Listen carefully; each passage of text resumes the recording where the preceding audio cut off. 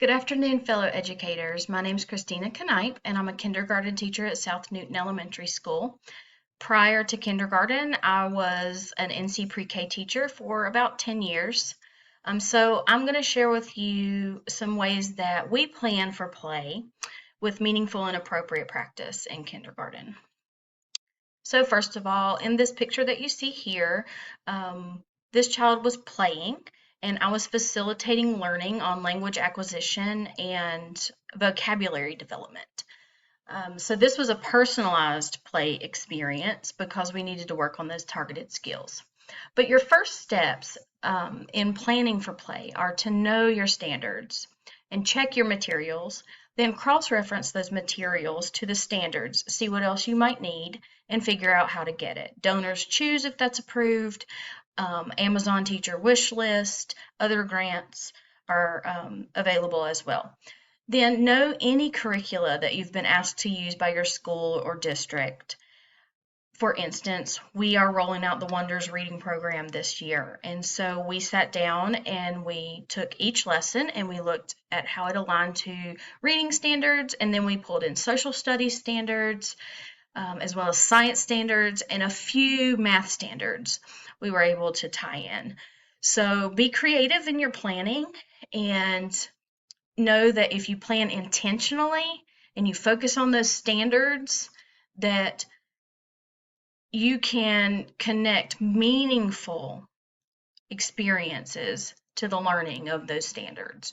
It does not have to be pencil to paper all the time or bottom in seat all the time. These children this age need to move, they need to play, and this is the way that we can do it while also meeting our expectations as educators. The teacher is a facilitator of learning. This is of utmost importance. You have to travel and rotate to facilitate. Have your questions ready. So that's something that you jot down on a note card during planning. What questions can you ask to get children thinking about a certain standard so that you can then pull other things in?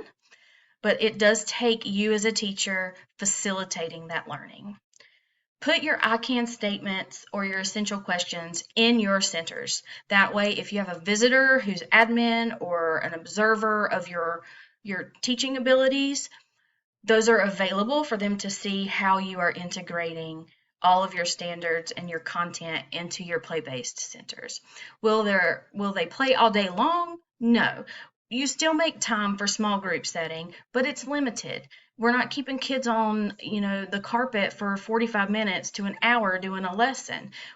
15 minutes, 20 maybe, and then we're off into centers where we're learning those concepts that we just briefly learned in a mini lesson together in large group.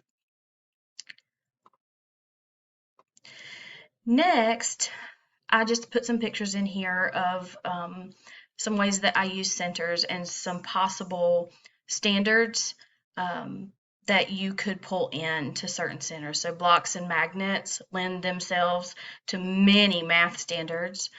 Dramatic play lends itself to integration of social studies, writing, speaking, language, health education, and so much more. Also, aside from learning the standards, children are also learning how to interact with each other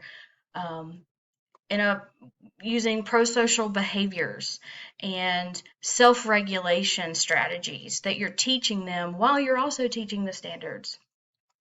They're also working on building stronger relationships, fine motor skills, those executive functioning skills to be able to exhibit self-control and the ability to think about what they need, their working memory. So that kind of wraps it up. I know that was very quick, but here are some resources for planning for play that back up what we do to intentionally plan for those play experiences. They're robust, they're engaging, and even better, kids don't know they're learning. So to them, it's not work. They're just having a good time and they're spending time with their teacher or other paraprofessional in the classroom.